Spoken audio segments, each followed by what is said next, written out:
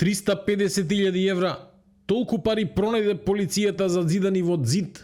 Станува збор за кеш скриен во домот на родителите на апелацискиот судија Ѓоко Ристов во Неготино. Откриени се при претрез во рамки на истрагата што обвинителството за гонење организиран криминал и корупција го води против Ристов. Судијата е осомничен за противправно стекнување и прикривање имот, како и за корупција и трговија со влијание. Претресот е дел од поширока истрага која се води од декември 2025 година, а започна откако беше осомничен адвокатот Фехми Стафа за примање награда за противзаконито влијание. Од обвинителството информираат дека предметот се води интензивно, без прекин и дека станува збор за една од најопсежните постапки до сега. Според полицијата, пронедените пари се предмет на сомнение дека се незаконски стекнати и биле намерно прикриени.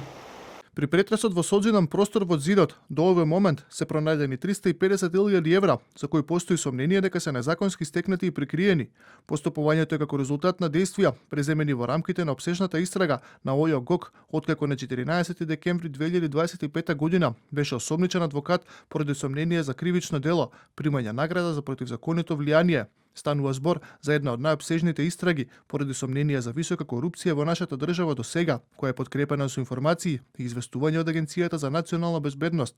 Претресите и другите истражни действија продолжуваат, а јавноста ќе биде известена за натомошниот тек на постапката. Од апелацискиот суд Скопје потврдуваат дека судијата Ѓоко Ристов е на боледување од минатата недела. Неговата локација е непозната, а телефонот му е недостапен повеќе од 1 месец.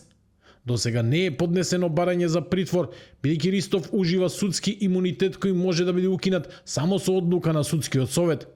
Се сомничи дека примил мито преку адвокатот Стафа, а во име на неготинскиот бизнисмен Љупчо Пецов Ѓаволот, кој доскоро беше во бегство. Според неофицијални извори, при претресот му бил одземен мобилниот телефон, а се испитува и постоење на други локации со скриени пари.